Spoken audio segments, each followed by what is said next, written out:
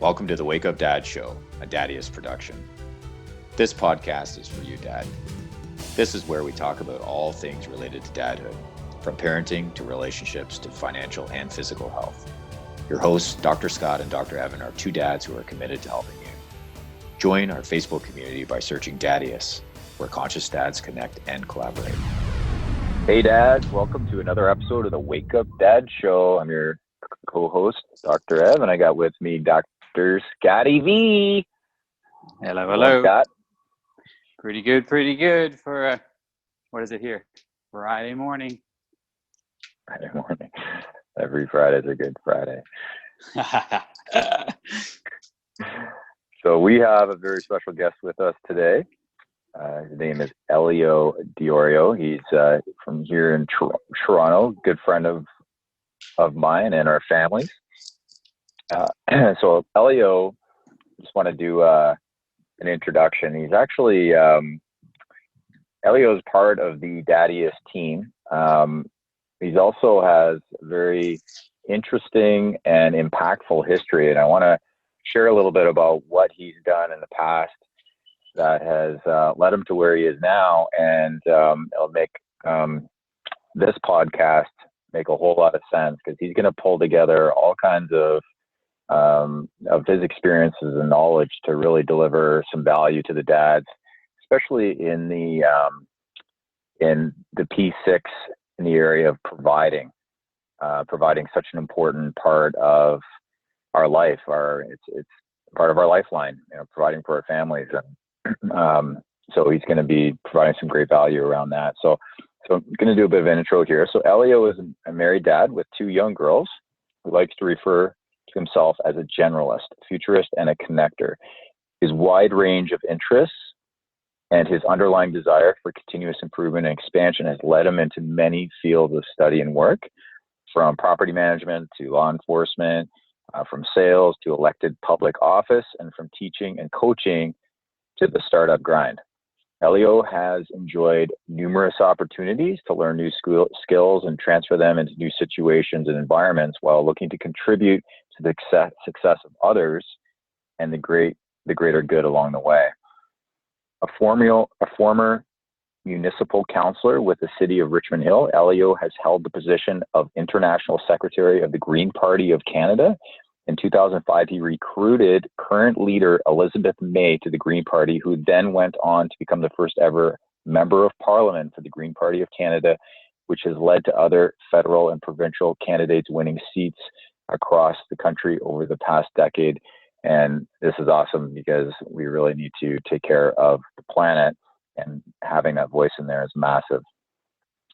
In recent years, following a deep study of the history and the underpinnings of the modern money system, which he found both fascinating and troubling, we're going to be expanding into that more during this podcast. He's been focused on alternative financial instruments and a more democratic form of money, specifically Bitcoin, cryptocurrency, and the value of the blockchain technology, which promise to enable a much more transparent and equitable global economy in the longer term. His research triggered his brother Anthony's interest as well, which led him to not only start the first Bitcoin meetups in Toronto, Canada back in 2012, but he also founded the Bitcoin Alliance of Canada and was one of the co-founders of Ethereum, the world's second largest cryptocurrency next to Bitcoin. This is a big reason why Canada has really been at the forefront of what's happening in that area. Recently, Elio facilitated an agreement on behalf of Coinberry, a regulated Canadian cryptocurrency exchange, with the town of Innisfil to enable, for the first time in Canada, property taxes to be paid by residents using Bitcoin. I just happened to be the first person to ever use that tool, so that was pretty cool. Since then, numerous cities around the world have begun exploring the implementation of a similar initiative, something that would lead to a significant spike in the adoption and the usability of Bitcoin, the Bitcoin network globally, something that Elio is eager to see unfold in the coming months and years. In addition, Elio is a health and fitness advocate, a technology power user, and a dedicated soccer player, and he is not shy about his love of all things Italian. So welcome to the show, Elio. Thank you. Thanks for having me. Good to be on with you guys. Yeah, well, we're super excited about our conversation today. We have also some history in the cryptocurrency world, Scott and I. Some pretty funny and interesting, and in my case, distressing in some ways, but also exciting. So I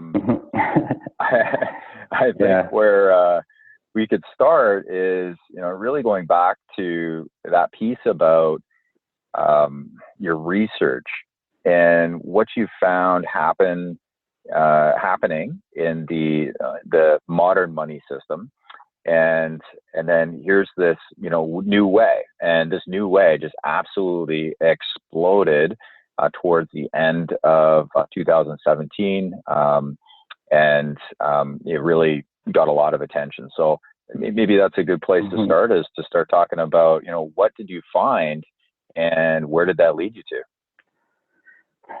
Well, I guess it really kind of started for me just this interest and curiosity when I was in public office. So back in 2003, 2004, and that's around the time, it was actually at the same time when I had joined the Green Party. And at the municipal level, I was always looking for opportunities to sort of to shift the planning and infrastructure to more sustainable types of programs and models. And I started to realize, the people I was working with also at the time, we all kind of started to realize that the economic system that we have doesn't really support that.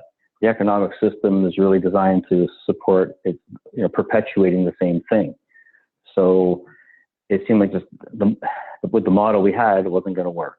And I remember talking to someone from within the Green Party who explained to me at that time that, the way the money system works, I didn't really get it at the time. It's the first time I really ever heard it put that way.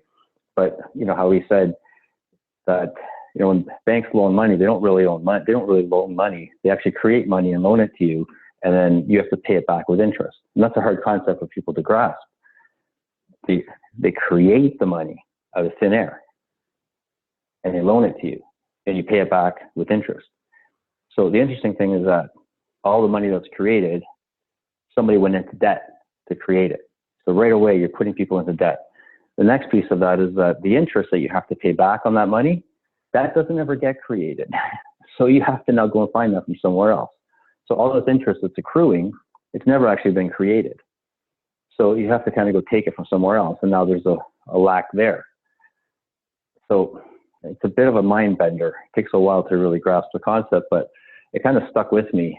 And it kind of sat on the back shelf, kind of in the background for me while I was off doing, other political stuff. And then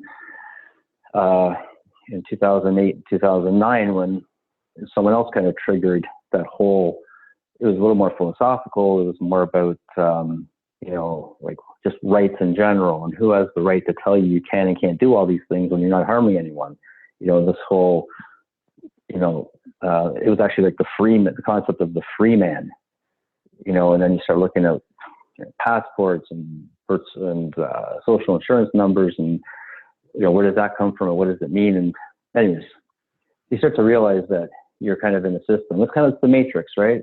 You realize that you're in this kind of matrix where you're conditioned to believe certain things and to go on a certain track. You go to school, you do this is the right way and this is the wrong way, and then you go to university, and then you get a job, and then you get married, and then you work and you retire, and then you die, and that's kind of everyone's life, how it's supposed to happen.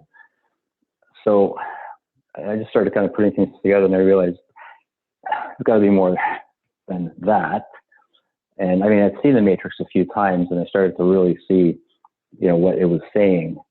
And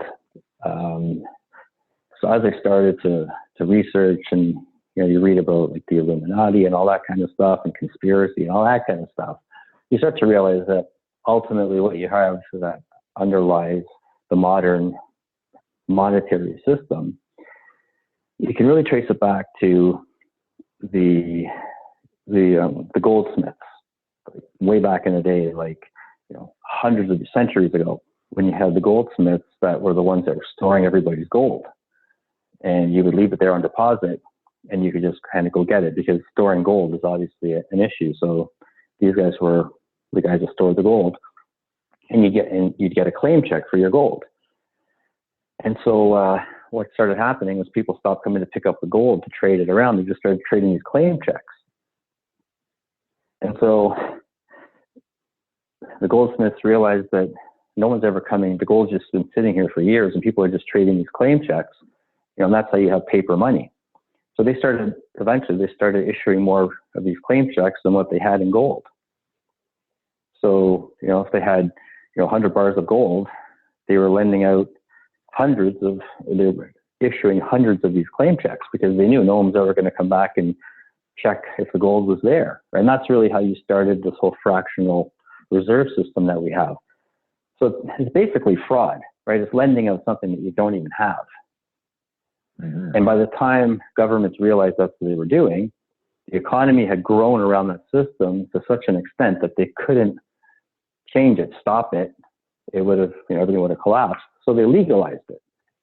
And that's really, in effect, been the system, with changes here along the way, but that's really been the system that we've had. So when you look at it that way, what we effectively have is legalized fraud as a money system.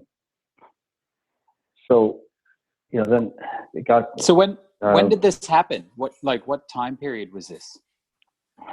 Well, this was going back Middle Ages, like in the early after 1100s, 1200s, 1300s kind of thing.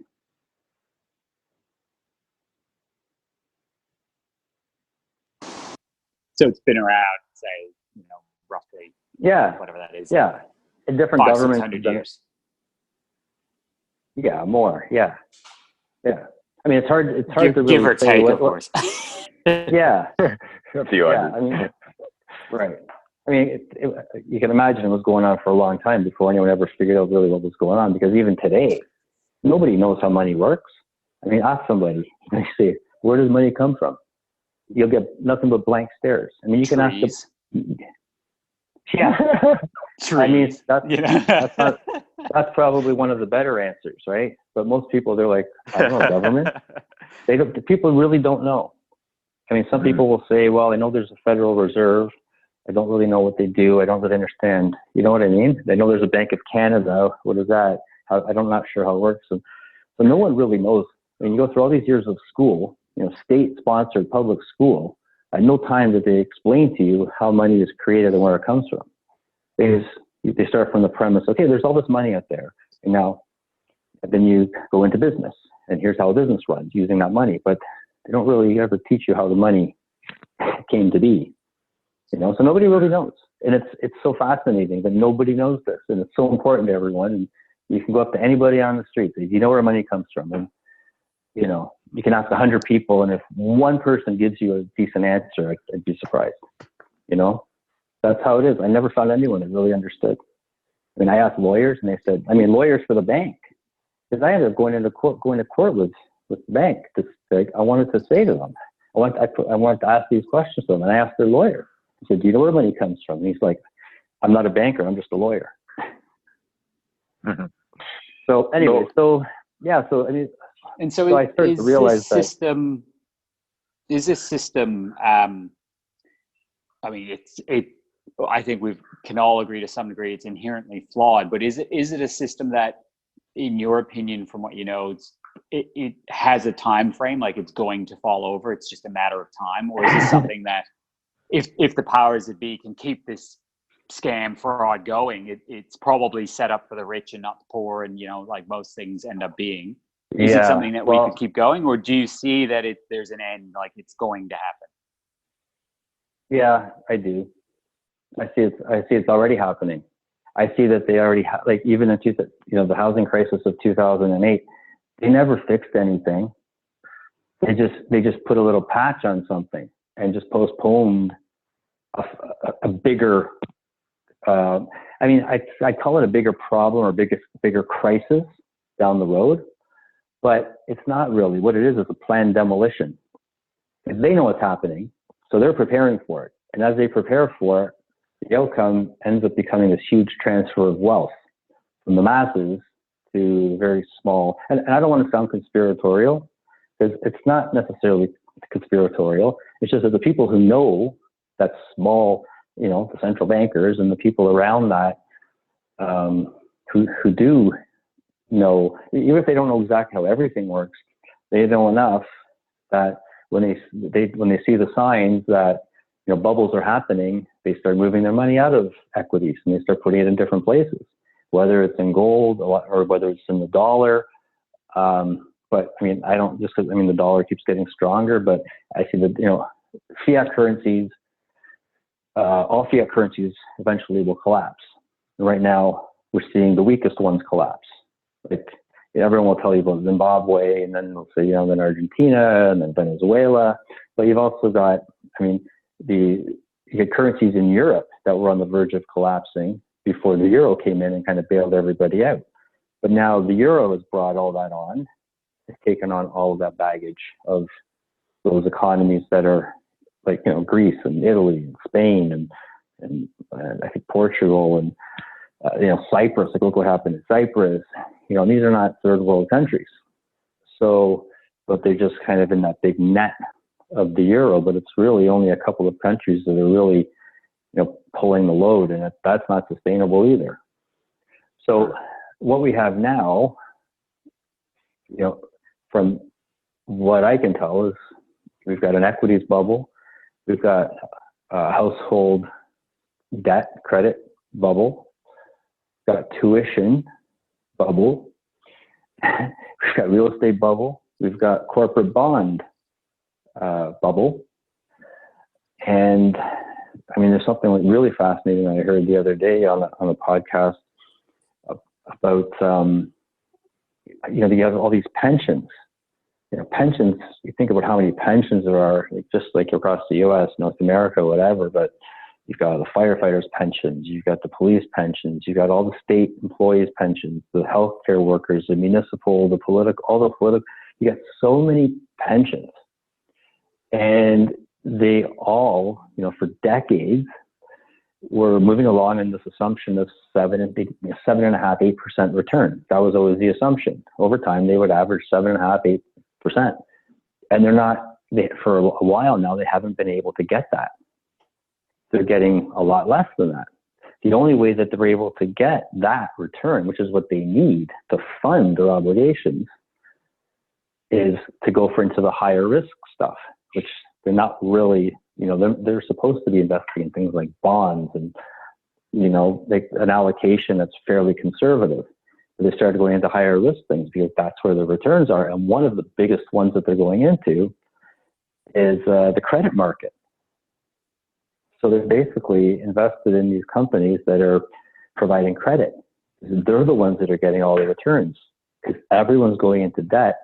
Everyone's paying these high interest fees, credit card companies in particular, but, loans, like people that are providing facility loans that are, 15 and 20% for a car because they don't have great credit. So they have to go to 15, 20, 30% loan for a car. Those kinds of credit companies, those are the ones that are making the returns. And so the returns are going to these people, the retirees, or the people that want to retire, who typically can't even afford to retire. And those people have this huge household debt to these credit companies. So it's like this vicious circle. The people are in debt to the credit companies, so the credit companies are making all the money, and that's how the pensions are now making the money to pay back these people. It's like the snake is eating its tail. So you're getting to this point now where you have so many people that can't retire because there's so much debt. Then you look at the government debt. Like $22 trillion is the U.S. federal debt, and that's not including unfunded liabilities, which is, potentially another $200 trillion. So you've got a system that's just got so much debt. It's not payable, never going to be paid back, and it's going up all the time. And the dollar is worth about 95% of what it was 100 years ago. So the dollar has lost 95% of its purchasing power. So everyone's living on credit. I mean, credit's a recent thing, right? It's since the 80s, you started living on credit.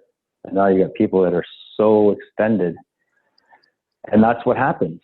That's what happens with a fiat system. You print more and more money.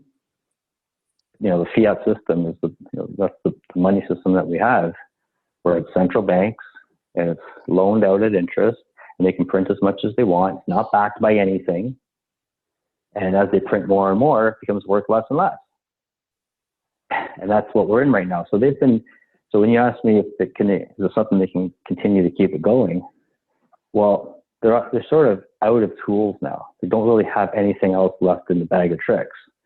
So since 2008, that little patchwork that they did with that kind of bailout, which is basically moving all of the really, really junk assets onto the public balance sheet, nothing's really gotten any better. It was the illusion of things got taken care of, but it was just a minor, it's like painting over that big crack you have in the ceiling. Eventually the roof's going to fall in. So that's big picture. And then I know also locally, for example, when I was at the town of Richmond Hill in the mid 90s, late 90s, it was the fastest growing municipality in Canada. And developers were coming in and they were building and paving over all the farmland and building all these suburbs and putting a lot of development charge money into the town. And the town was building up this huge reserve and reserve funds, and it was over $300 billion, which was kind of a lot for a town of 100,000 people at the time. And I asked them the question in 2004. I said, well, how long is this money going to last? Because pretty soon, all the stuff that's been built, we're going to have to start paying to repair it, replace it. Roads have to be replaced every 10 to 15 years. And, you got all this infrastructure, sidewalks, and all these things have to all be repaired and replaced, and you have operations costs and everything else. So they came back with a chart and they said, we're going to have no money left by 2021 or 2022 or something like that, unless we start going for major tax increases. So nobody wants to go for major tax increases. No one will get reelected if there's major tax increases. So they didn't. It was minimal. Instead of 8% a year tax increases, it was around 1%. So now they're at a point where, the money's all gone. It's 14 years later. The money's pretty much all gone. Within 2 years, they'll have nothing and they'll start to be into negative. They'll be into debt. And this is one of the richest municipalities in the country, right? It's just north of Toronto, it's literally, a couple miles north of Toronto. It's typically been one of the richest areas in the country, and the municipality of Richmond Hill and the surrounding municipalities has really been, one of the wealthiest areas in all of Canada, and the whole region as a whole, because there's a regional government there as well. They're in the same boat. They're at the point where, they don't have any money either. And in the next couple of years, they don't have the money to fund operations and anything. They're going to have to start going into debt. And these are the richest parts. This is the richest part of Canada. So, I can't think about what's going on in just the average or even, the sort of the less well-to-do areas. So it sounds like there's basically myself and Ev are probably more, I don't know what you might call it, whether you call it expert or not, in the healthcare field. And it really sounds like it's a very similar process, just short-term sighting. The healthcare model and system is going to fall apart, and people's health is hanging on by a string as well. We're sicker than we've ever been.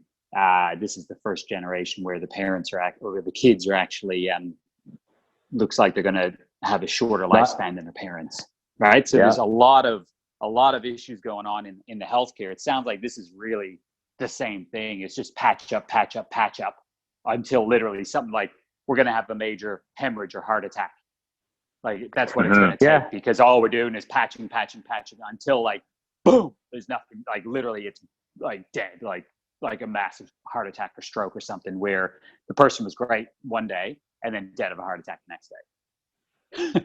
Which is kind of scary. Yeah, it is kind of scary. But that is kind of what happens, right? You have, you see it in boom bust cycles all the time. Things kind of without warning.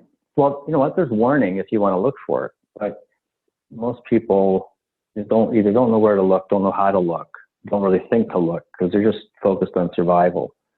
So everyone's looking around. You go on the subway, right? You're looking around at all these people, and you're like, "Oh, they look fine. Everyone else looks fine. Okay, I guess everything's fine." Everything's fine, but everyone you look at, like the average debt of every person, like in the States, I think the average that each person owes, as like their portion of the federal debt, not their own personal debt, just a portion of the federal debt, is something like around $100,000 per person. Like that's their share. And then there's their own personal debt, of how much they're in. And so it seems like everyone's fine. Everyone's moving along like everyone's fine, but everyone has got, things that don't show. And then things start to break down. What typically happens, it's already started to happen, is you start to see, foreclosures go up. You start to see things like late payments on credit cards start to go up. And the other thing is a lot of things are kind of hidden. Again, I don't like to sound conspiratorial, but if you calculate inflation the way we did in the 1980s, our inflation now would be 10% a year. Like that's hyperinflation, right? If you're getting a 10% return on something, then your money doubles within like 7 years. If you have 10% inflation a year, so you not saying, are you saying that they've just basically changed the calculation of inflation? So like now it looks like it's still the whatever it is, right. 2 or 3 or 4%, whatever they say, but they've just literally okay, now we used to calculate it this way. Right. Now we're going to do it this way, so it looks exact. Right. Yeah. Right. Wow. That's again. It's hard. Yeah. It's hard to not How would say you know it's that? conspiratorial. Yeah, but you know what? What it typically is though is it's not like this grand Dr. Evil sitting behind there. It's bureaucrats in different areas of government that are looking at things going, well, if we tweak this and we tweak this and we tweak this and we tweak this and we tweak this, and there's all this tweaking, and there's not really anyone kind of doing anything, with this master evil plan, but it's just things being adjusted. Who's that guy in the movie? What is it? He had the mini me with the the super evil guy. Dr. Evil. Awesome. Dr. Evil. Yeah. There's no Dr. Evil. There's a lot of mini-me's. There's a lot of henchmen. It's like we've got this zombie economy, right? It's just everyone just keeps doing. You say, well, this is not working. They're like, yeah, this is just what we do. Well, it's not working, and yeah, I know, but this is what we do. It's just how it is. And the Feds can raise or lower interest rates or whatever. Yeah, but they're at already like 0 and 1%. Like they don't have that. That can't do anything. Yeah, but well, then there's this. And it's just they'll talk in circles, right? And they'll talk. It's kind of like party line. If you say to someone, about the U.S. dollar versus Bitcoin, they'll say, well, Bitcoin's not backed by anything. And, well, what's the U.S. dollar backed by? Well, it's backed by the full faith and confidence of the U.S. people. Well, and you're like, what does that mean? And how do you even know that people have any faith in it? Because if you look at if you do some research, you'll find that a lot of people don't have a lot of confidence in it. There's not, and if you really look at the numbers, the way you assess like a business, the amount of debt, and you start to look at all these metrics, like there's another metric in the States that, like they'll say, there's only 5 million people or something in the U.S. that are unemployed. And you're like, oh, that's not bad. There's like almost 400 million people in the States, five people unemployed, 5 million people unemployed. But what they don't say is that there's 100 million people that are out of the workforce. They don't fall into the category of unemployed based on the tracking and like based on the criteria. The definition. So they don't, right. So according to the definition and, the criteria of what it means to be unemployed, they don't meet it. So they're non-labor force participants. And there's like 100 million. It's never been that high. It wasn't even that high in 2008.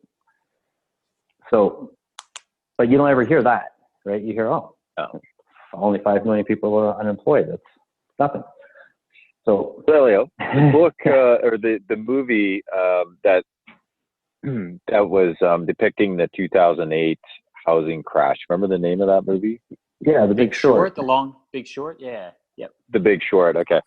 So, I always, I mean, Scott and I being in healthcare, that's quite a bit of a rabbit hole itself, right? And I know you've done a lot of exploration in that as well, Elio. And it's like, I have the feeling in my gut right now that I got many times when I started to look at the deception and what's going on behind the Iron Curtain in the world of the food industry, for example. Oh yeah. And just for starters, just to throw that out there. And then it's like, okay, so like all the stuff you're saying, I got that gut feeling that makes me feel a little sick right now. But I think that, like, in the healthcare side of things, I had that same feeling, and we made some changes. And it's really been a huge, like, I can notice, I can see the difference because of the changes we've made. I can see that, we're doing really well on the health side of things as a result of the education, the awareness, and so on. And, and I'm listening to everything you're saying here. A lot of this stuff I've never heard before. And I'm thinking, is this possible? Is this like, if I was to just think this through, like, could this actually be happening? And absolutely the answer is yes. Like that movie, The Big Short, when I don't know if you guys have watched this movie, the listeners, but it's unbelievable what they got away with. And, like people that have no jobs are living in these like massive homes. And then all of a sudden it just like, boom, it's over. And those neighborhoods are completely empty. And there's a for sale sign in front of all these houses. They all just walked away. And it really happened. It really happened. And people were like losing their homes left, right, and center. They shouldn't have never qualified. And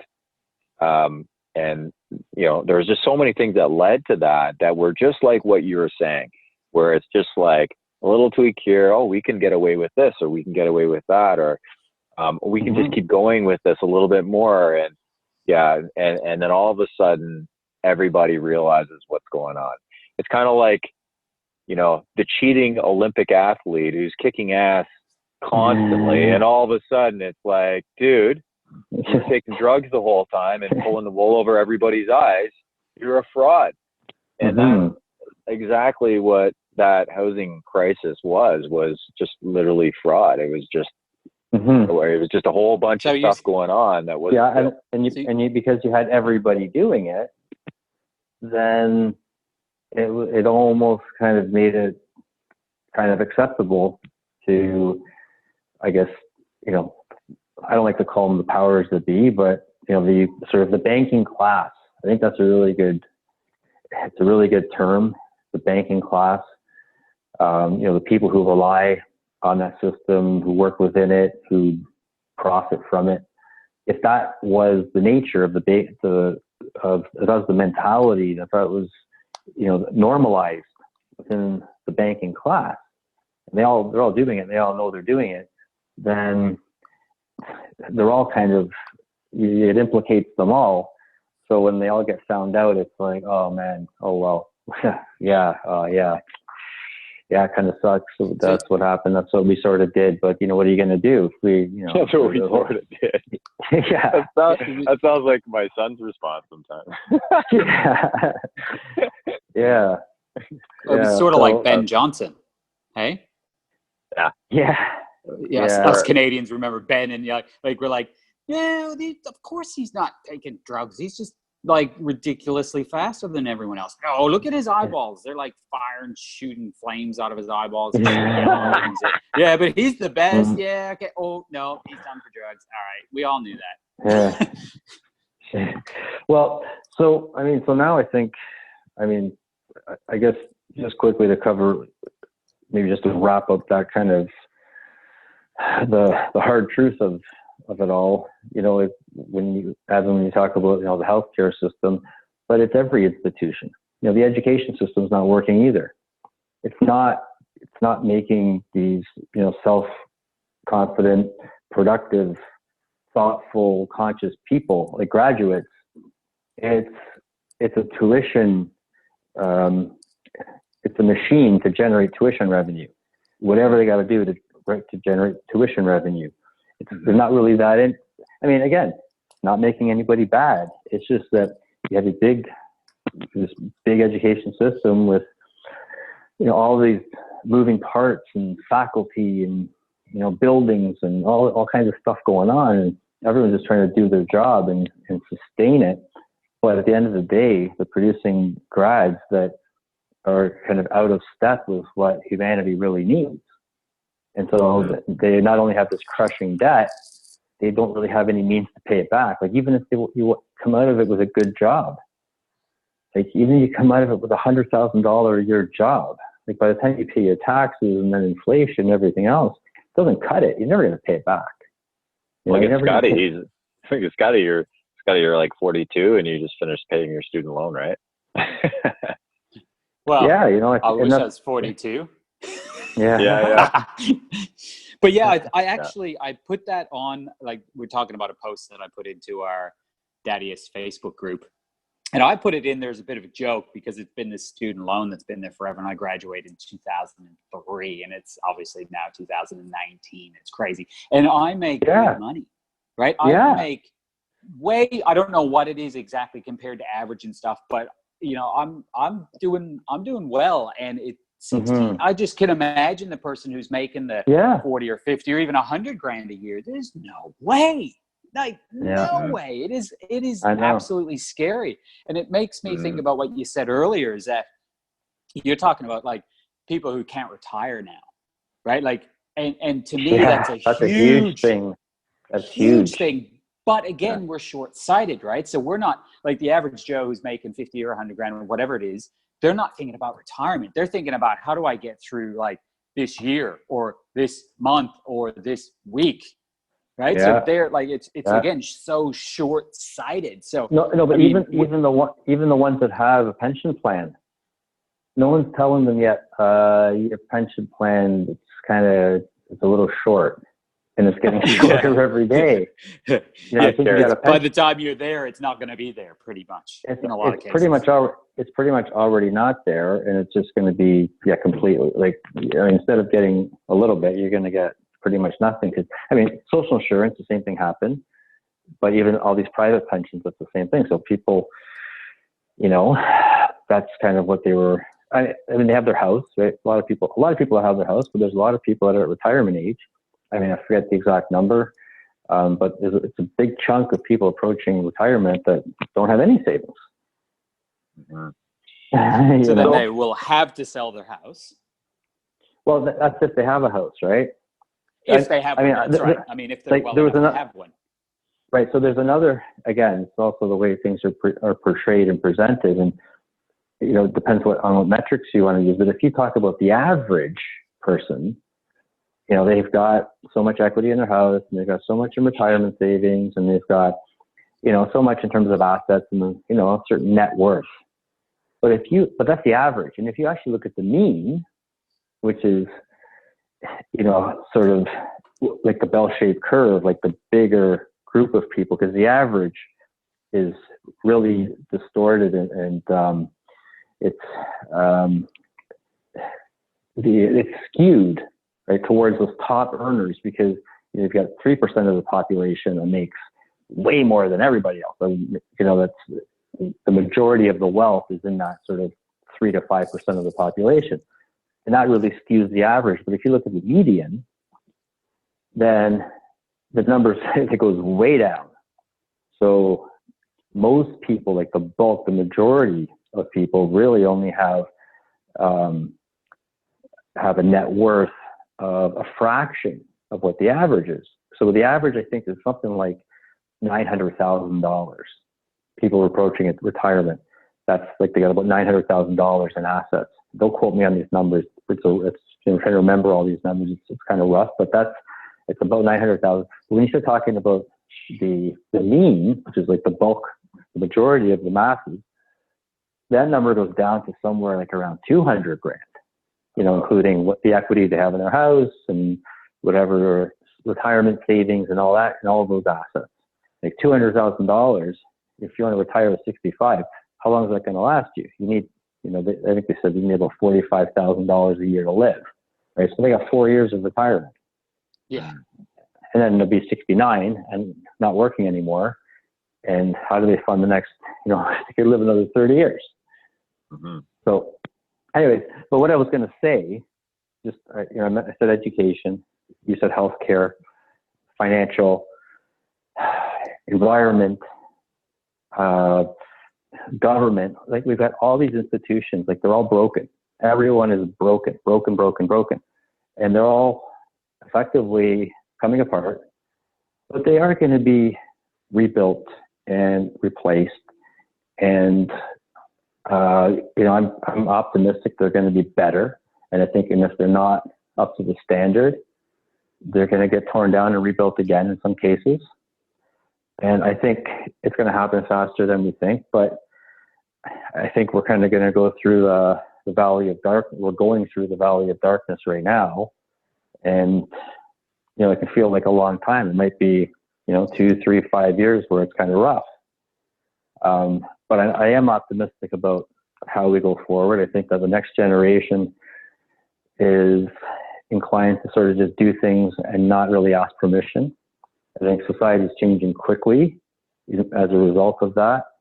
I think if you look at things like, one thing that I find particularly encouraging is, just if you look at Uber and how it started and what it actually is as a business that uses spare capacity in the system, and it enables so many people to not have to buy a car. I mean, it's rough for the car industry because there's all this over capacity now, the surplus capacity, and sales are just dropping off. And that's going to have a whole, that whole industry is going to be completely overhauled. So, I mean, it's rough if you're in it. You can lobby to try to save jobs here and there and keep plants open here and there, but that's artificial, right? You're propping it up, and eventually it's going to be completely overhauled. But you get all these people now that have, I mean, it's kind of liberating to be able to use something like Uber and not have to think about parking and insurance and all the other things that go along with a car, especially if you live in a place where you don't really need a car all the time. Like in Toronto, for example. But at the same time, the Uber business model, literally, it meant that they had the business model, which was to basically have an alternative transportation system to this highly regulated taxi cab industry. So you have a highly regulated industry in basically every city in the world, and Uber's model was to break those laws. And they went out and did it. And they just did it. They ran into, bylaw enforcement, and they ended up in court because they were breaking all these laws and bylaws and regulations and whatever else. And they're like, yeah, we don't care. This is a way better way. The old laws, the old paradigm of how we do private transportation cities don't work. This works. It's better. Eventually, the laws are going to have to conform to what we're doing. And now everyone's Ubering. It's legal everywhere. I don't know of any other place now where it's not legal, but they had this huge concern, this huge company with a business model that said, we're going to do this, and it involves breaking the law all over the world. We're going to do it. And they did it. And it worked. So, so I find things like that, and then I look at the legalization, the decriminalization of cannabis. And I mean, it's fine, the whole pot smoking thing, that's something that we got to be careful with. And, how it works, how it happens with kids. But I think at least now it's going to be, not hidden in the shadows. It's going to be more visible. We'll be able to monitor it, tax it, control it. But at the same time, the CBD oils, like the health properties of the oils, forget the THC, the cannabinoids. Like they work miracles for people, especially, people with epilepsy and all kinds of diseases that nothing else worked, and that's slowly becoming decriminalized. And you got all these people that are in jail for distributing these things that we're starting to slowly accept as not so bad and actually pretty good. And there's collateral damage in the short term, but in the longer term, you can see things are changing. So, those are two examples. And I think, in our world, in the healthcare world, in the chiropractic world, not that long ago, chiropractors were sent to jail for practicing medicine without a license. I know. Yeah. So, I know we have a lot of chiropractors listening on here, and, you guys know what that is, but it's pretty crazy. Like, not that long ago, 50 years, maybe 50, 60 years, lots of chiropractors were going to jail. So, it happens all the time, and it takes, some big people, with kahunas to make a change and just go, you know what, fuck it, I'm going to do it. Let's do it. Let's just make it happen. And so, it'll be very interesting to see what happens over the however long it's going to take. Mm-hmm. Yeah, there's all kinds of examples of things like that. And I guess the natural lead-in, it's taken us a while to get there, but, and then there's cryptocurrency, right? And it's like an alternative money. It's a democratic, in particular, Bitcoin. It's a democratic money. It's distributed. It's not centralized. There's no single point of failure. It's not, sure, people can, try to manipulate the markets using big, huge sums of money, but then there's risk for them to try to do that. And so, sure, you can try to, manipulate the real estate market. You can try to manipulate anything if you really, if you're big enough and you're smart enough and got enough capital. But it seems like, the way that just the market cap of Bitcoin is, it's kind of matured now to a point where it's so distributed. So you have ownership across so many millions and millions of people. It's really hard for any one entity to try to be able to, accumulate enough of it to control it, because it's so widely dispersed to people that are not selling it. It's sitting in a hardware wallet. It's sitting in a hard wallet, or it's sitting, somewhere where it's just they're not interested in exchanging it. They're just holding on to it for a long period of time. So, and the supply is, decreasing all the time. So most of it's been mined. There's very little left to mine. It's an alternative currency. The best performing asset class in the world by far. It's sound money. It's scarce. It's got a fixed supply. It operates as a medium of exchange and a store of value. And some people will say, well, it doesn't function well as a store of value or medium of exchange because you can't exchange it as fast as you can buy something with a credit card, and the price is volatile. So it's not a real good store of value. Well, most purchases, so like there's groceries and stuff, but big purchases, like when you buy a house, or you buy a car, or if you own stocks, or you own bonds, or you own gold, or whatever it is, it takes time to liquidate those assets, right? You can't just use a piece of your house to go buy something, right? At all. You need 90 days to liquidate your house, basically, right? Same thing with your car. So that'd be hilarious if you could just I'm just going to take this door off my house and go buy my groceries today. Right. Yeah. So, but really, that's sort of what Bitcoin's doing, isn't it? Like in that you can take a bit and it is liquid and it is movable and you can do it instantly.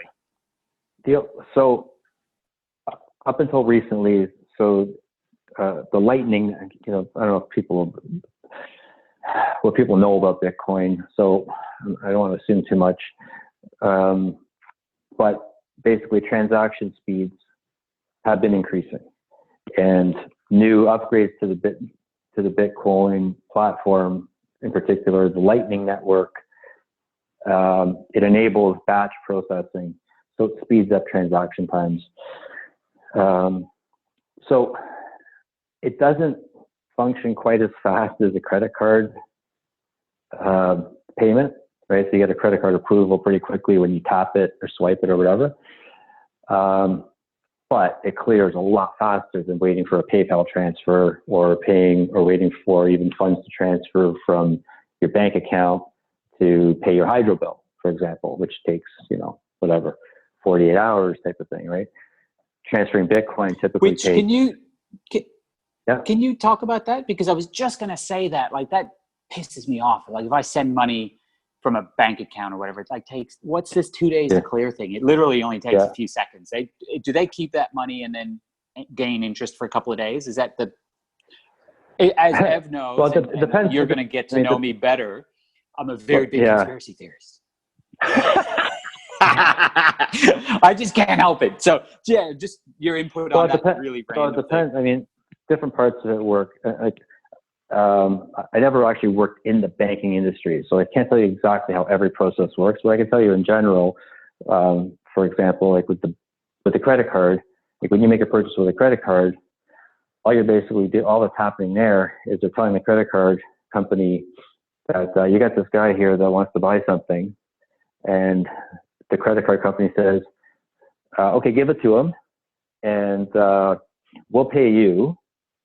And so basically, they're buying the debt. They're just buying that debt, and we'll get the money back from them. Right. So that's what's happening in that case. So all they're really doing is checking. It's like a data check. They're checking a database to see is this a valid account, and is the account in good standing with enough to cover. And if it is, then the credit card company is saying, okay, yeah, we'll send you the money, and we'll settle up with your customer later. So they buy that debt. That's what's happening there. So the funds aren't actually transferred at that point. It's just a settlement that happens. That's why it gets posted a couple of days later. The bank gets them their money a couple of days later. And then that's basically how it happens all the time. Like it has to go into this like central clearinghouse where it's just a clearing of accounts, and they just move digits around. Like there's no real money anywhere. There's not. It's all done kind of behind closed doors, and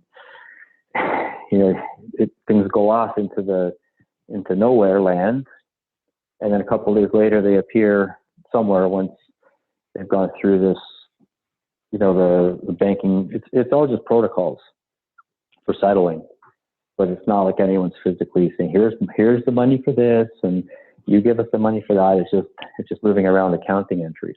So it just takes a while for those settlements to happen. That's all it really is. So, and that takes a few days, depending, right? So anyways, Bitcoin is a lot faster than that. And it's a lot cheaper than that, right? You guys know what it's like trying to send money, like, Evan, for you to send money to Australia or vice versa, right? Like, how fun is that? Oh my gosh.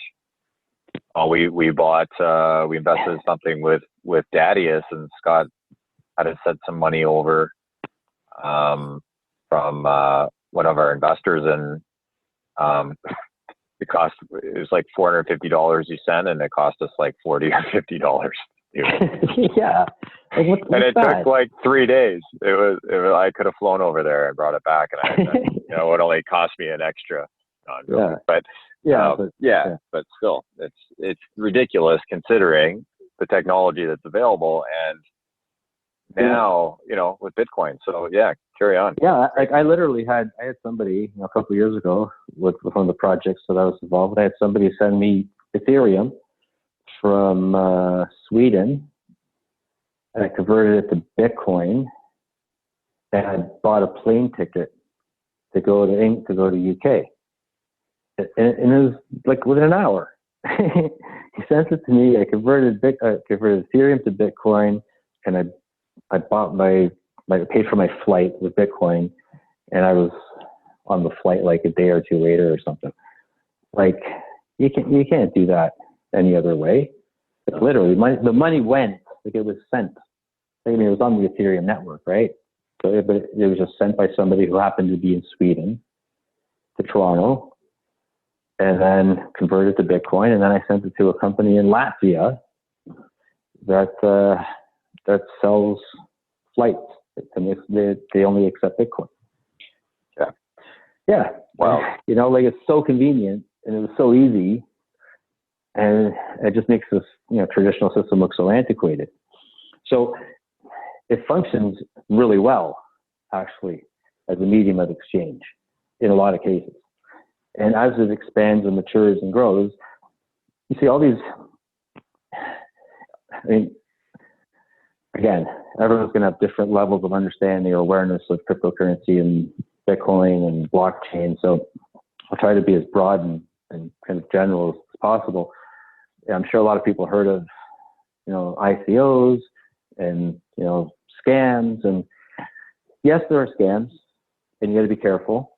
So if ever you're going to be investing in anything, if ever you're going to be using any kind of a service using Bitcoin or cryptocurrency, whatever the company is, always look at the company and look at the people behind the company.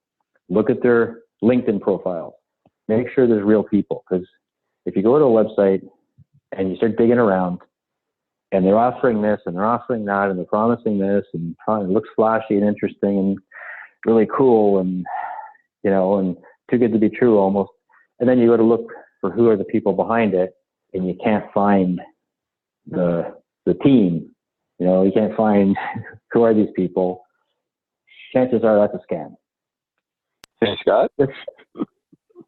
Yeah. So if you can find all this, if you go on a website, you can find, you know, there's a team of 10 guys and you can see all their LinkedIn profiles and they all look legit. These are people that have reputations and, you know, they're real people. Chances are they're not scamming. I mean, maybe the business doesn't work out. That's one thing, but that's not a scam. Most businesses fail anyways, right? Most businesses fail. Yes. You can't just call every crypto project that fails a scam, but there are some scams. You got to know the difference. So yeah, and the whole say for the average dad out there now who might be listening, going, yeah, I've heard about this Bitcoin thing, which is like the usual. Like I sort of heard about it. I don't really know much about it. I've heard there's some scams, but some other people are saying it's a really good thing. You know, myself and Evan have been involved, and, you know, I've lost some money through scams myself because, you know, people have heard, oh, that got really big a couple of years ago, and then it went away to nothing. So, like, if you are a non-sophisticated investor at this stage, would you say something like, and this is not financial advice, blah, blah, blah, disclaimer, First whatever. I'm not a financial advisor. That's I'm not right. anyone's financial advisor. Disclaimer. Yeah, absolutely. Yeah. But just I'm say not an as an expert. example, Yeah. That's right.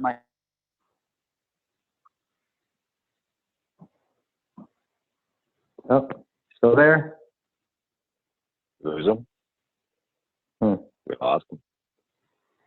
Yeah. Yeah. Well, anyways, if I can, I guess, anticipate what I think he was going to say was, for that average person that's, you know, heard a little bit and doesn't really know much and maybe would like to know a little bit more, I think one of the key things is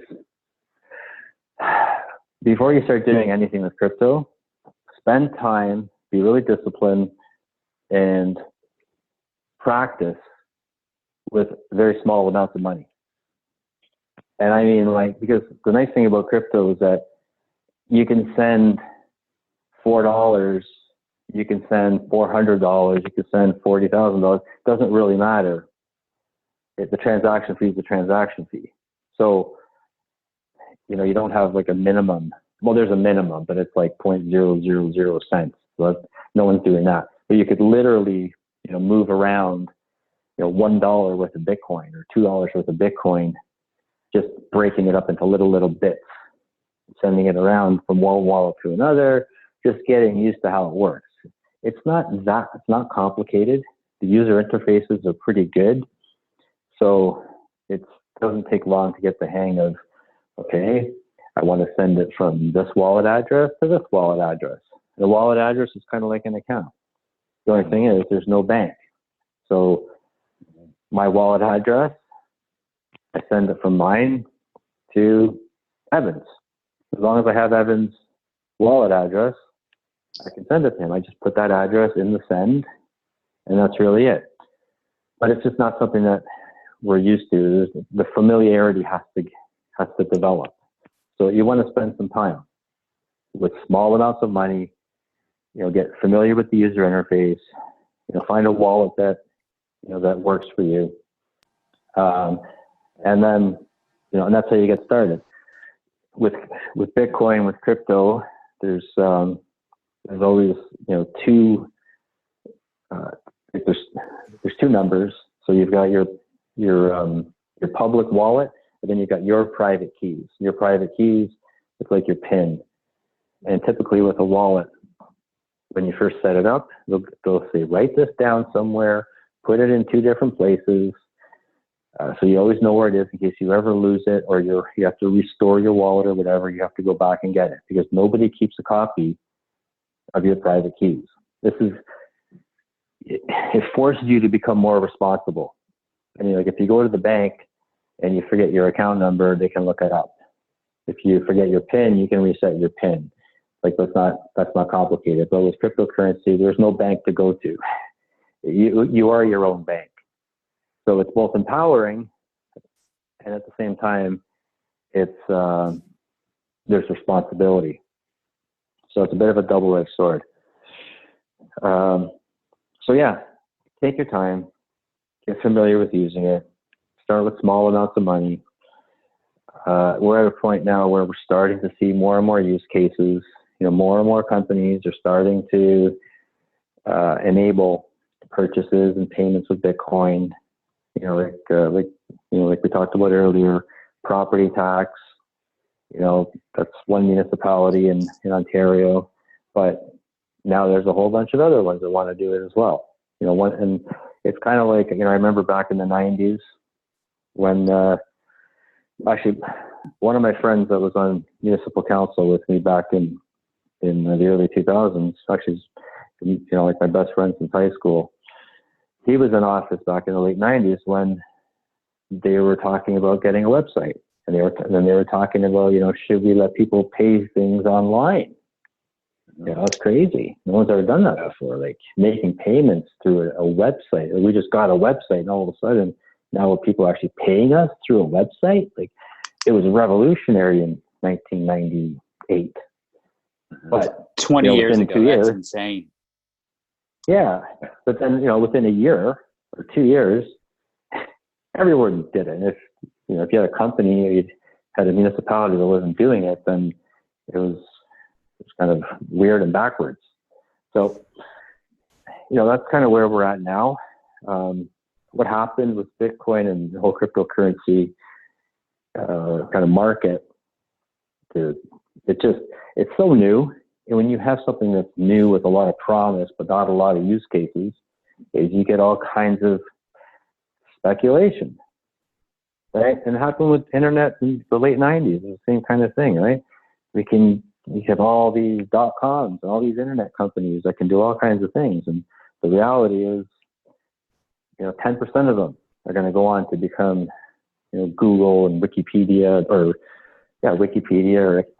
Expedia, or whatever, right? And then only once the internet actually got to a certain level of maturity did you even start having things like Facebook, like social media. Social media didn't really exist. It couldn't exist until you had everybody on broadband. So we're at this point now with cryptocurrency where it's early stages. I mean, it's been around for over 10 years now. And, Ethereum's been around now for about 5 years now.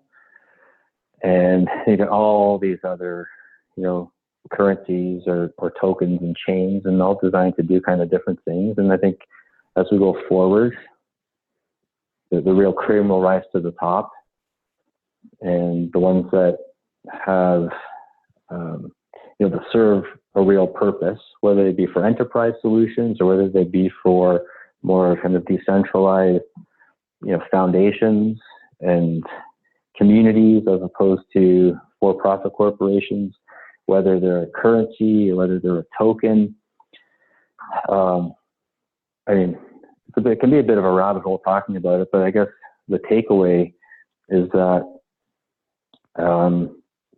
it's basically a parallel financial system that's based on sound money. So Bitcoin, there's only ever going to be 21 million of them. That's it. 17 million have already been mined. It means there's 5 million left. And there's a schedule. And every couple of years, the rate at which they get created, minted, declines. And it's a known schedule. So people that are coming into it can see that, starting next year, the supply, how many is minted, is going to go down by half. And then every 2 years, it goes down by half until you get to 21 million, and that's going to be it. So there's scarcity. And as there's scarcity, more people start coming in, that drives the value up. That drives the price up. Price and value. And so we're at the stage now where it's been, about 13 or 14 months of a bear market in crypto. Things got really over exuberant. There was all kinds of speculation. Things ran up pretty quickly. And then there was a blow off top, like a bubble burst. That was back in December of 2017.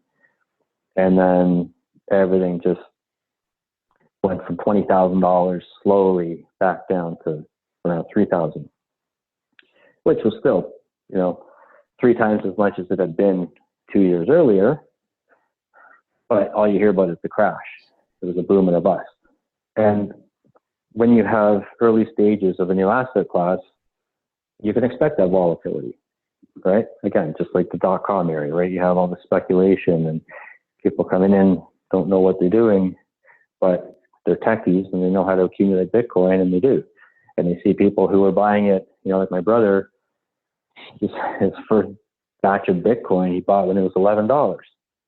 So, it's $1,000, and you got a few people like that. It doesn't take long for other people to go, "Oh, I'm going to get in on this." So there was a lot of hype, a lot of speculation, and that kind of now come back down to earth. And over the last year, a lot of the kind of shaky and shady projects have fallen by the wayside, and people have been working. People have been working on the projects, building teams, building infrastructure. The infrastructure is so much better now than it was 2 years ago with Bitcoin. The hash rate, so the amount of computer power around the world that supports the network, it's increasing. So it's more and more stable. All good things, but growth and maturity takes time. And there was I look at that kind of blow off top and that collapse as a pruning, and you got to prune things every once in a while, and it's not always pretty, but that's how you get something going forward that's going to be sustainable. And so that's kind of where we're at now. We're at kind of the turning point out of that bear market that we've been in for so long. And, all the indicators show that the momentum has come back. The interest has been growing. People are coming back into the space.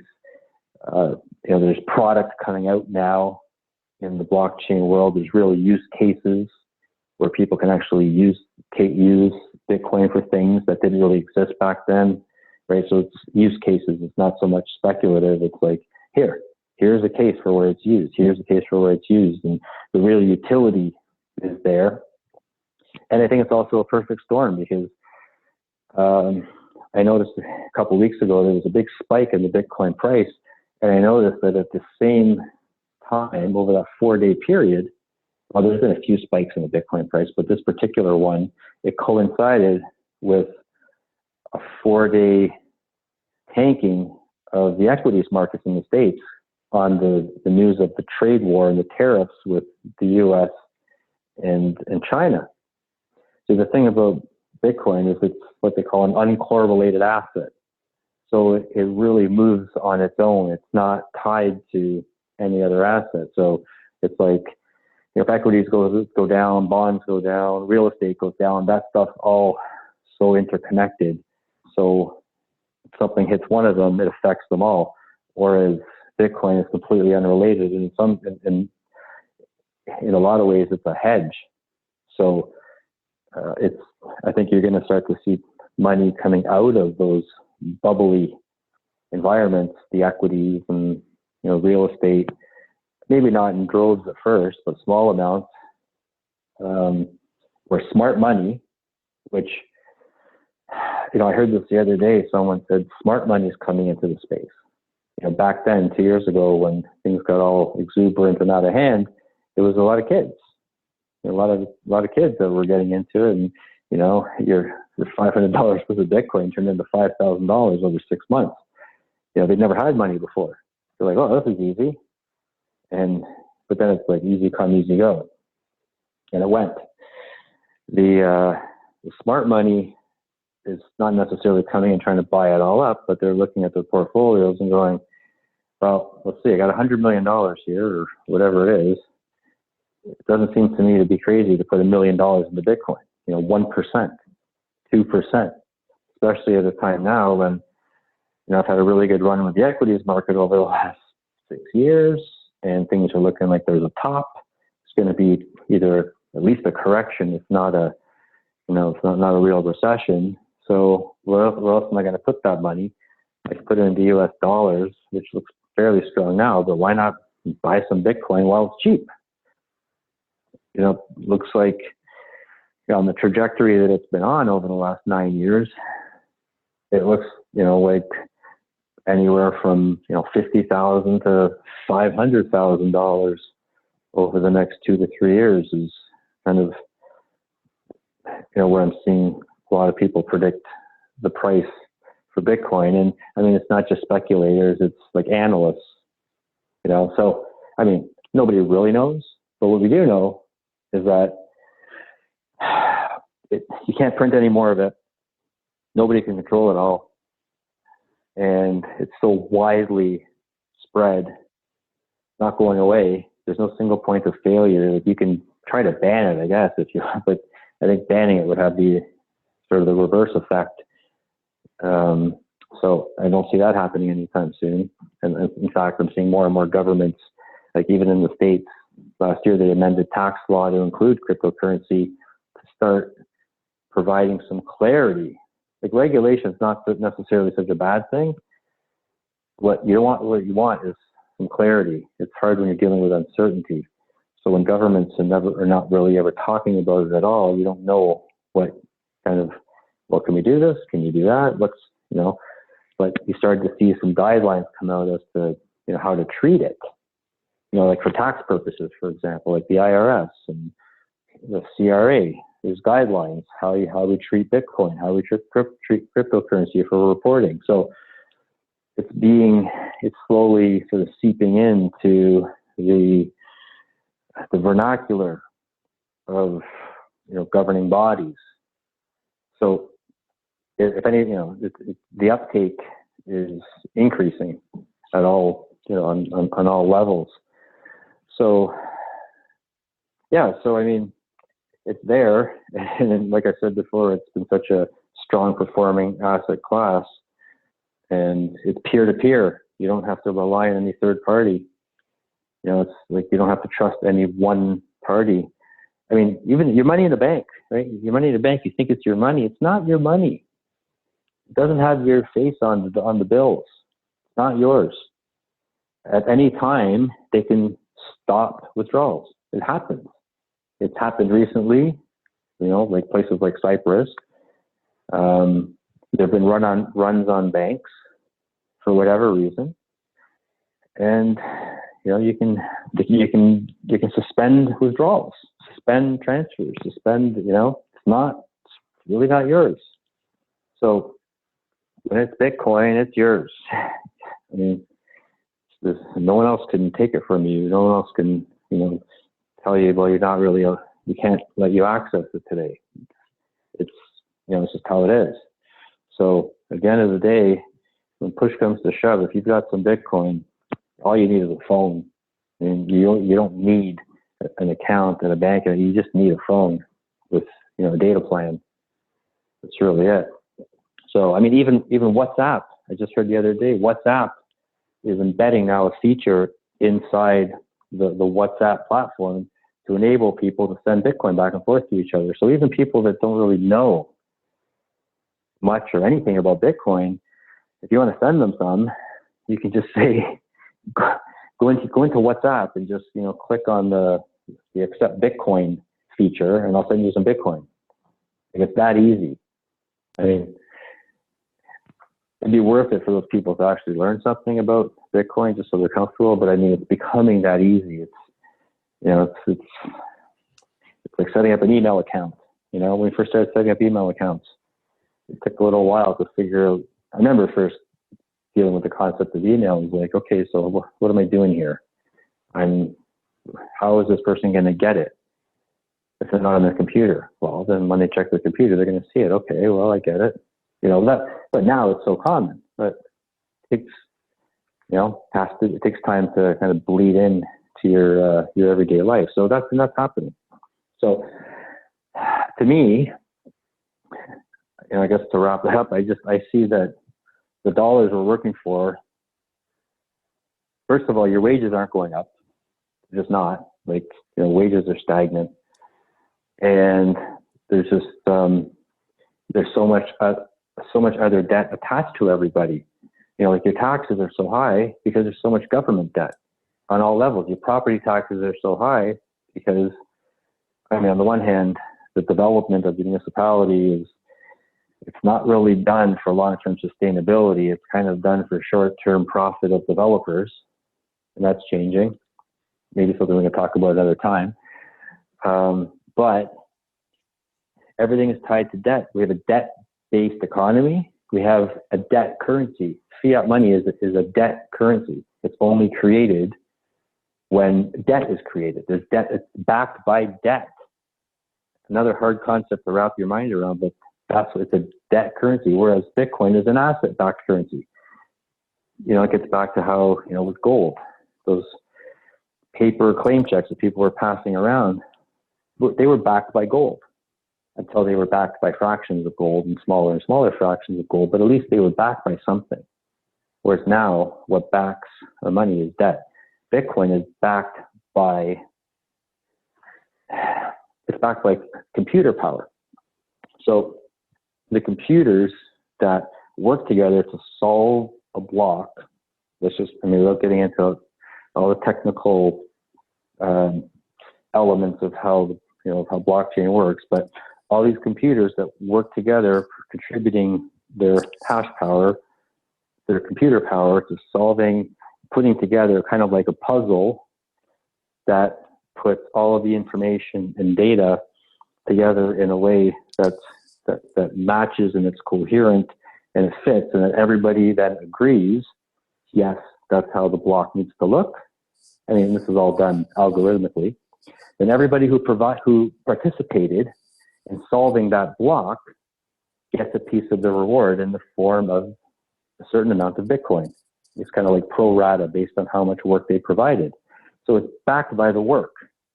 And that work creates value because it creates a stable network that's resilient and reliable and a means of moving value around. That's the thing. Blockchain technology, it enables the movement of value. The internet enabled the movement of information, but it didn't do a good job of moving value around.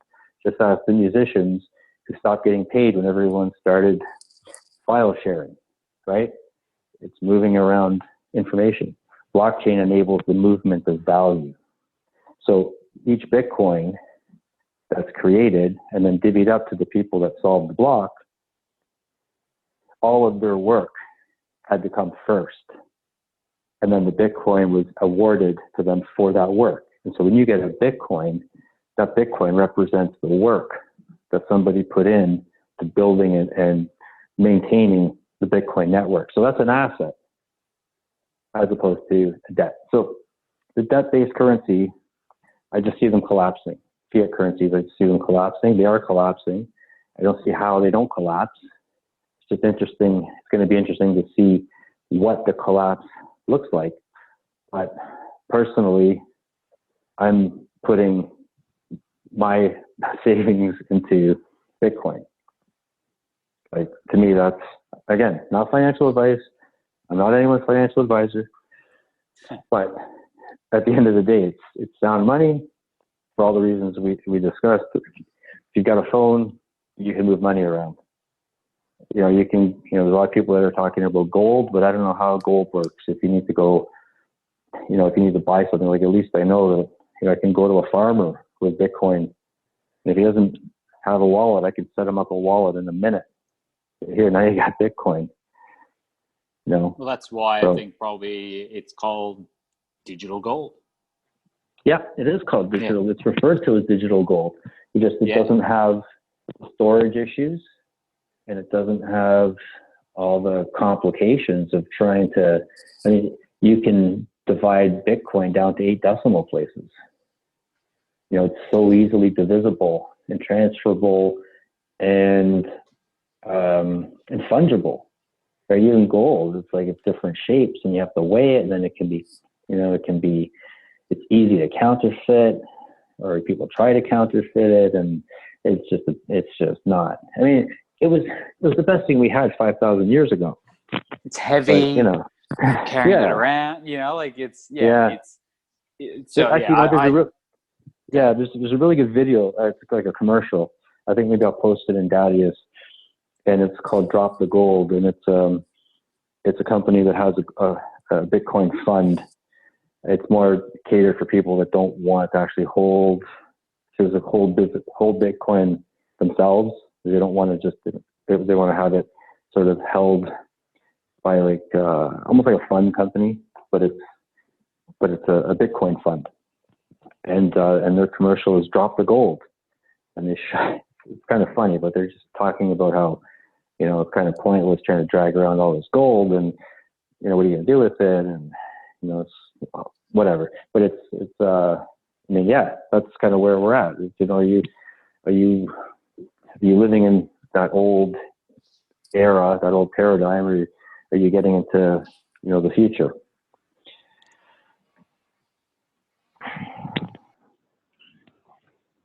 So to wrap it up, basically what's coming is a lot of bubbles coming to head. The demise of the value of the dollar, combined with high costs and eventually people unable to pay things back, which not really sure where that goes to the digital currency side of things. However, I do see on the other side, there's a digital currency that, regardless of what happens, it's a different type of system that has a fixed amount, and through the, you know, popularity and the more use cases of Bitcoin, that price will gradually increase, and gain greater stability. So it will actually be a place where people can hold their money. Am I kind of like putting this together? Yeah. And maybe just to put things in a little bit of perspective, there's only 21 million Bitcoin. There's something, I think there's 44 or 40 something million millionaires on the planet. There's not enough Bitcoin to go around so that every millionaire can have one. But you can have one, like at the rate it is today, you can buy a Bitcoin for, it's about 8,000 American right now. And I mean, if everybody, I mean, there's enough for 21 million people to have one Bitcoin. That's all there is. So if you have one today, 3 years down the road, you're going to have more than 21 million people that want to have one Bitcoin. So when I look at it in those terms, I'm like, yeah, one Bitcoin, I don't know, I could see $500,000. 2 years, 3 years.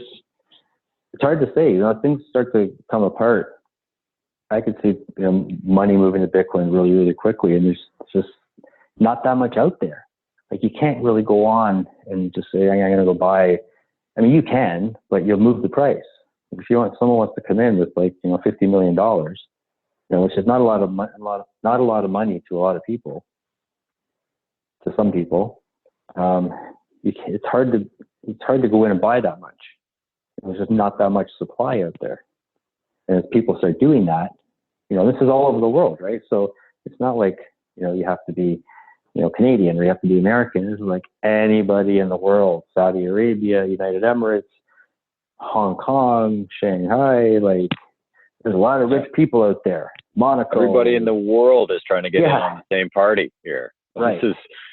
And that's a problem. Like, not a problem, but it's an opportunity, and it's definitely a good idea to look at it now.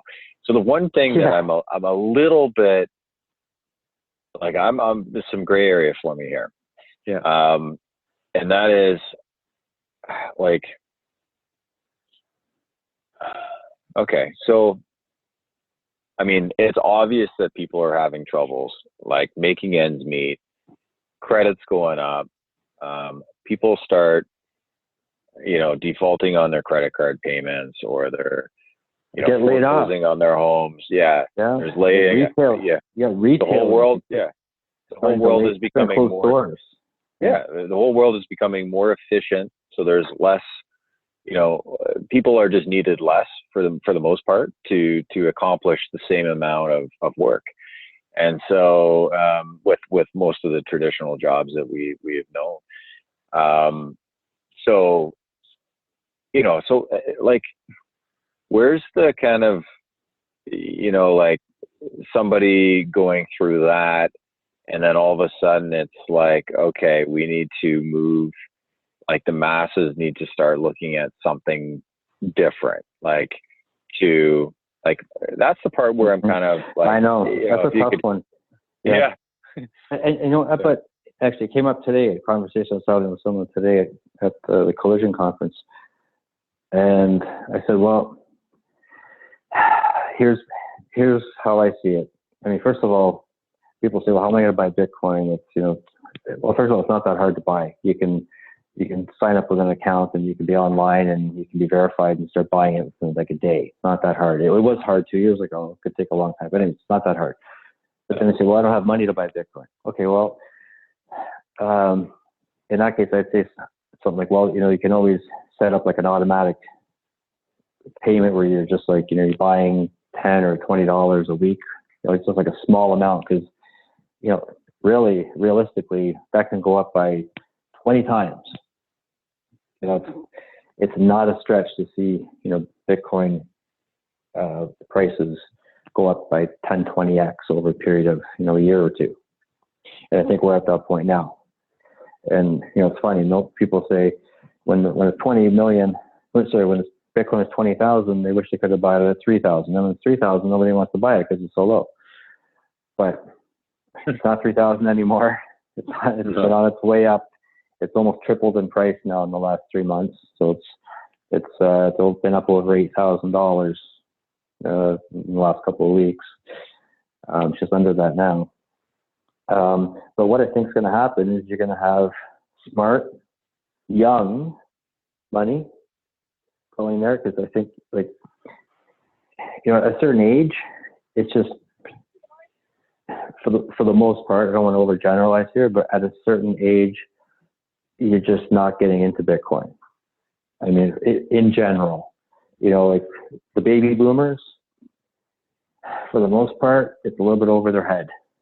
I mean, some of them, maybe some of them that are kind of computer technology oriented or finance oriented, even some of those guys have trouble understanding it. But as you get into the millennials, it's not that complicated. Like they're just, to them, it's almost like having, it's almost like having Twitter. Yeah, I got some Bitcoin. And I mean, we were at the town of Innisfil. The first meeting I was there was 4 staff from the town of Innisfil in that meeting. And all of them had crypto. 2 of them had Ethereum. 2 of them had Bitcoin. And I'm talking about the CAO, the treasurer, the chief transformation officer, and then someone else from the tech department. So, like, I was kind of surprised, but they're a little bit younger, and they have a mandate to be innovative, and this, to whatever extent they get it, but I think you're just going to see it's going to become more and more common, and the demographic is going to be younger, typically. Like, that's what we're seeing. Basically, it's millennials. They're the ones that are accumulating it. They're the ones that have the biggest holdings of it. Yeah, there's some corporations that have some significant holdings, but still, no one owns 20% of the Bitcoin out there. Someone might own, 0.2% or something like that. So you're going to have these millennials that I'm going to bet are a little more sort of, a little less hard, let's say a little less uncompassionate, let's say, have a little more inclined towards the greater good, a little more inclined to use their wealth, not for charity, because, I mean, I have a lot of questions and doubts about charity and how much, I know charities can do some really good things at a personal level, but at the big picture, how much good charities really do, I'm not so sure with the model that we have now. But, like I was talking about Uber earlier, like to me, that's like a win for humanity, right? It's fewer cars on the road. It's sharing, it's resourcefulness. It's getting the most out of cars. Like, think about how much time the average car just sits there not being used. Really, if you drive 2 hours a day, that's a lot. And the other 22 hours, your car is just sitting there. And everyone's like that. There's so much spare, so much waste, there's so much excess capacity that now we're using. It's resourceful. Like, humans have to become more resourceful. This is not, it's not an environmental tirade, but we do have to become more resourceful, more sort of, respectful for the resources that we have and how we use them. And I think things like Uber, that, it creates a win. It creates jobs. When they started Uber, it started out of San Francisco. It didn't, it's not like it displaced the cabs and it just kind of took over that economy. It expanded the economy by 5-fold for that industry. So you had this, like, I forget what the exact numbers are again. It was like $1 million worth of cab rides that were happening in a year. And once Uber got going there, the amount of Uber and cab altogether was up to 5 million. So there's $4 million worth of excess of latent demand that got unleashed with Uber because it was providing something that was so desperately needed, but it just wasn't, the technology wasn't in place and the concept wasn't in place. These kids that are coming up, they're much more conceptual. They're a lot less linear than previous generations. And they're able, like the guy who created Ethereum, like, oh my Lord, go read up on this guy. Go read some of his stuff, Vitalik Buterin. He was 19 when he invented Ethereum. I remember my brother said, he brought me the white paper and he said, what do you think about this? And my brother read it. My brother is a smart guy. And he's like, whoa. And he was, anyways, this new generation, there's some pretty special kids that, they're going to be putting things together in ways we never thought of. And, a guy like him, well, he doesn't have to worry about money anymore. He can just, go around the world and watch and work on, the Ethereum community, the Ethereum platform, and help it along, solving the kinds of problems that I was looking at back, in the early 2000s, thinking, how do we solve these things? Because the supply chain management, remember the sweatshops in Asia back in the day, and you had the sweatshops and child labor, and nobody knew what was going on. And then we all blamed Nike because Nike had these sweatshops. Well, Nike was just in a place where it was cheaper to do business, and they didn't have any of these laws, so they just paid them the market rate. Does that make Nike bad? I don't know. I mean, could they have done something? I don't know how bad they were being, but on the face of things, it doesn't look so good. But now, with Ethereum, with blockchain, one of the first times I heard Vitalik talking about Ethereum, he was like, we'll take the burden off of that one company that sources their materials and their resources from all over the place, and it'll be on the blockchain, so it'll be available for everyone to see where, like for a car manufacturing company, for example, where the rubber came from, where the plastic came from, where the glass came from, what factory, what plant, what country, what port of entry. Like, it'll all be there on the blockchain. It doesn't all fall on Toyota, for example, to now take on the responsibility of ensuring that every single supplier they have is at a certain level of appropriateness. It's going to be there for everyone to see, and the bad actors are going to be exposed really quickly. I mean, this is not really a lot to do with blockchain. I mean, not a lot to do with Bitcoin. This is more to do with blockchain in general and the Ethereum platform. And that's why Vitalik developed it and, created it, because he saw that this Bitcoin underlying technology, the blockchain, could be used for a much broader applications than what Bitcoin was able to do. Bitcoin was kind of limited to, a specific set of applications. So that's kind of how Ethereum came about. And he was 19. He dropped out of university and went to study blockchain and learn about it and started inventing it. Now it's the second biggest crypto in the world, and it's multi-billion-dollar market cap. And this guy's interested in solving real world problems that cause so much trouble, so much upset for so many people. And it's just going to expose all that and be so much easier to sort these things. And that's just one example. There's so many examples of how Ethereum can solve problems. I mean, it's not going to happen overnight, but the potential is there. People are thinking through these issues now, and you're getting people, a lot of these millennials, they don't really care about having lots and lots of money and lots of possessions. They care about lifestyle. They care about their experience. They care about how well people are doing around them. It's a different mentality. And we're in this position right now where the baby boomers that have ruled the planet for so long, not ruled, who have been sort of the dominant demographic for so long and have been in these positions of authority for so long and have only one way of doing things, are now kind of being challenged by a technology generation that is now equipped with tools and concepts, conceptual thinking to solve problems, complex problems on multiple, with the internet and social media, there's no more secrets anymore. Everyone can talk to everyone at the same time. How can you have secrets? How can you have that exploitation going on with nobody knowing about it? Things get exposed now.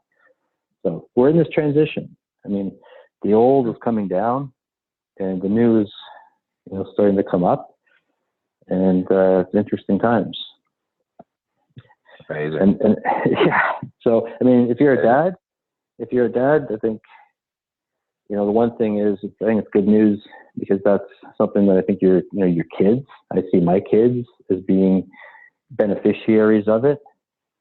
Some people, if they just look around at what's going on today, easy to say, oh boy, I feel sorry for kids coming in today. The world's going to hell. But I look at it like, kids coming in today, they're going to be the beneficiaries of the new world, as kind of the old world kind of just kind of dissolves, just kind of comes apart. And people who try to hold on to it, I think, will suffer the most. People who look for ways to kind of let go of old ways and move to new ways that work better, without prejudice or bias, I think those are the people that are going to make the shift a lot more smoothly, and our kids will benefit. So, yeah, amazing. Well, I think we've got more. I think there's more. I've got, first of all, this has been absolutely massively interesting. I think it's a lot of stuff that you hear and read is kind of like regurgitated ideas that just, like being expressed by someone else in maybe a different way, packaged in a different way. And that's all great. It's a lot of things that, we need to know. This is not that. This is this is completely new. This is, it's really new. And it's not new, but it is new. I mean, it's been around for 10 years, but the world, the applications, we don't even, most people will probably a very, very small fraction of the population know what's possible with this application. So I think there's going to be a lot more conversations from a, looking at this and tying it back to being a dad. And I'm trying to think okay, what's my action step here? How do I use this? First of all, I'm Generation X. And, I think most Generation X do not understand cryptocurrency, because I've gone out and tried to share it with people and they're like, stay away. I don't get it. It's blah, blah, blah. However, I'm that kind of guy where it's there's something about it that, it's kind of got that internet feel where, it can make a huge change in the world. I don't know how yet. But going back to our conversation from the beginning, I mean, I'm all about creating security for my family. And I think there's one, we've always heard about not putting all your eggs in one basket. I'm heavy into real estate. I'm not so much into the stock market. I have other ways of creating income, that kind of thing, 3 or 4 different ways. And now I'm starting to look into the money markets, and I've been involved in cryptocurrency for over a year now. And I think it's just a matter of having some diversification and considering that Bitcoin is likely going to continue to trend upwards based on the information that you just gave. We're not financial advisors. We're not giving financial advice. However, we are talking about a world population using a fixed amount, and that's being released over a certain period of time, and that there's going to be more applications that are going to be using it. And as the usage goes up, the value is going to go up. It's we create value with usage. So if I was a farmer and I was growing a crop that nobody knew about, then it has no value. But as soon as people start learning about it, and wanting it, all of a sudden now it has value. And so that's the whole thing, is once the use cases go up, the value goes up. So that's kind of my takeaway from it. Scotty, what about you? I was just checking to see if I was still not on mute, because I've got a lot of planes going overhead. It's funny. I've had to mute myself out a few times, so there's been a couple of stops right in the middle of sentences. I'm like, oh, plane going overhead. Anyways, my biggest one is really, I mentioned it earlier. I got a lot of takeaways. I took a lot of notes, but this idea of people thinking about retirement and just not being able to do it. Like, and I see it now in practice with some people who are around that age, and they're like, well, I just can't afford to retire. And what is going to change if you don't change, right? If you're in a job now that you're barely making that ends meet, like, forget about pensions and all that stuff by the time, say, I'm talking in my 40s, like by the time I get to my 60s, if you're in your 30s or your 20s, like, that is not a thing. That is just so not going to be a thing. So what are you going to do? Right. And at this point, like, say it could be 3 years from now, it could be 5, it could be 10, it could be 20, something like this, whether it be Bitcoin or Ethereum or another one or something, it's just going to be how money is used. It's not going to be like, you're not going to buy $1 million worth of Bitcoin and think that it's going to go up to 100 million in that period of time. But right now it actually can. Right now is a time where you put a little bit in and it can go ridiculous in a very short period of time. So like that's sort of my takeaway, where I put some in like, I was like, you call it lucky, as you mentioned earlier, like when it was at 20,000, it's like, oh, it's too expensive. It goes back down to 3. It's like, oh, I don't want to buy it because it's cheap now. It's like that mindset where get out of that mindset and figure out if there's $10 a week that you can put into it and get yourself set up just like on a savings account, and just like throw $10 a week in and forget about it. Don't even think about it, and go back 2 years from now. And like the $1,000 you put in over the last 2 years could be worth 100,000 or even 1 million. You just don't know. And is it worth it? Right? Some people call it gambling almost. And it technically, I mean, anything to do with money is a gamble. Real estate, you buy, that's a gamble. Like, it's a calculated gamble, but it is a gamble. So, I mean, I'm really excited about it, right? Because I was in there, I got in before the crash and it went up and it was like, oh, it's so exciting. And it went back down. I was like, but I'm pretty even considering I went through the whole crash still. But now I'm excited to think, you know what, I should really do that and just put away however much a week and just get back into Bitcoin and just make it simple. Dollar cost average. Yeah. Dollar cost average in, maybe just a couple things maybe to close. Evan, you said that, for Gen X and, there's no one else Gen X really knows. Gen X is a really small demographic sandwiched in between the boomers and the millennials. There aren't many of us. So we're really the sort of transition demographic. And that's another thing that I think a lot of people have overlooked, is that all these baby boomers that have these houses and they put all their wealth into a house in the suburbs. There's no one to buy that house as they want to retire and downsize. There's not enough Gen Xers. The ones that there are don't really have the money to buy those houses. And the millennials, they're not interested. They want to live basically sort of downtown. They're not married mostly, so they're happy to live, and rent a condo or something. So I think we're gonna see a lot more of a compassionate society, where we're going to have these older people that are going to need to be moving in with their kids.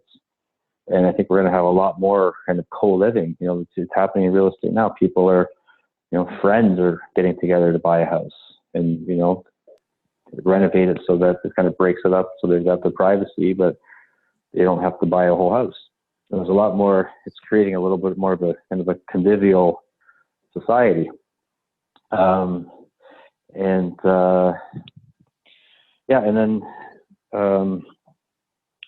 what you're saying, Scott, about money and risk and gambling and stuff. I was watching a podcast on Real Vision. It's this it's a YouTube channel that I like, that has some really good stuff. It's kind of guys that have been insiders in Wall Street, and they've kind of come out and they've spoken sort of a lot more candidly and a lot more intelligently about economics in general, whether it's been about cryptocurrency or not, pointing out some of the things that I was pointing out earlier, or just some of the metrics that I was talking about. And Real Vision is, maybe where I heard some of that. And there's this one guy, I think it's another one I'd like to put up on the Daddiest site. I think it'd be good for everyone to watch. And it's about retirement and, going through the whole thing about, people wanting to retire, not being able to. But what he says at the end, I was kind of surprised. I wasn't really expecting it, but what he said was, I think going forward, we should be looking at cryptocurrency. He said back in, the 70s and the 80s, the baby boomers, they had their 10% interest rates, with their savings accounts, and they had this real estate boom. There was so much land and so much development, and people were, buying houses and, buying land and building houses. And there was just so much in development. So many people were, the car industry, there was so much opportunity. And, even bonds, you could even buy bonds back then, and, you could make, 5 or 6%. That was kind of like a really, really low risk, but 5 or 6% now, you can't get that in a savings account. You can't, it's hard to get. The pension plans are having trouble getting that in equity markets, or in their portfolios, in general. So he said, cryptocurrency looks like it could be, and it probably will be, that same opportunity, providing for this next generation that same type of investment opportunity, where it's early on. As an asset class, it's growing. As an asset class, it's it's maturing in its early stages. And 10 years from now or 20 years from now, it might not have these massive gains where you see 10 or 20 times your money over a period of 1 or 2 years. But for now and for the next little while, that's an opportunity for this generation to actually start to grow and build some wealth relatively quickly compared to any of the other financial instruments and markets available to them. Because he said, like we talked about, equity markets, bubbling and probably being on a slow decline, and not a lot of baby boom Gen Xers around to buy up that stuff that people are going to want to sell and cash out of. So those traditional markets are probably kind of in a sunset period, and cryptocurrency is kind of in a sunrise period. So maybe that's how I wrap things up here for today. Beautiful. Sunsets and sunrises. I love it. So guys, it felt like the. Go ahead. I was going to say, it felt like the sun set on the first half of the call. It was like the doom and gloom, and then I'm feeling a lot better now. So thanks for tying that up together. All right, good. So I think I thank you so much for being on the show. I think normally we go about a half hour, and it's been coming up on 2 hours. So super interesting stuff. And for those of you in the Daddiest group already, have any questions, just message Elio. Yeah. He's in there, right? He's in the group. He's part of the team of Daddiest. So it's super exciting to have him on board. And even though I didn't know the depth of his knowledge until today, and just scratching the surface. So I'm super excited for us to continue to grow what we're doing here and make a massive impact. So thanks so much for being on the show. And if you're not part of the Daddiest group at this stage, if you're a dad, because it is for dads only, go to Facebook and find us, Daddiest, where conscious dads connect and collaborate. What do you want to end off with, Ed? Oh, I'm just so excited to get our dad coin going. You dropped that bomb in the last couple of seconds. Yeah, that's right. That's right. Well, all in good time. Mm-hmm. All in good time. Super excited. Dads, that will drop that bomb and leave you wondering what that's all about, because that is in the mindset for us to have a dad coin. Cryptocurrency is super exciting stuff. Yeah. All right. Thanks again, Elio. Okay.